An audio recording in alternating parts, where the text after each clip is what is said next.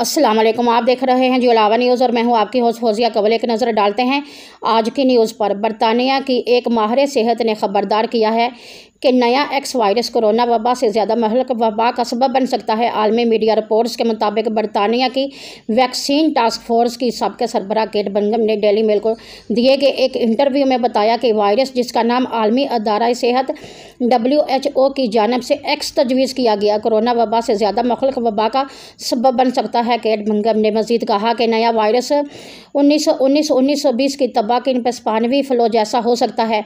दूसरी जानिब WHO का कहना है कि एक्स वायरस बैक्टीरिया या फिक्स कुछ भी हो सकता है जिसका अभी तक कोई इलाज दस्तयाब नहीं हुआ। तशवीश का इजहार करते हुए केट ने मज़ीद कहा कि 1918 से 1919 के फ्लू की वबा ने दुनिया भर में कम अज़ कम 50 मिलियन अफराद को हलाक किया, जो कि पहली जंग अज़ीम में हलाक होने वाले अफराद से ज़्यादा तादाद थी। और इस वायरस से भी इस पैमाने पर तबाही आ सकती है।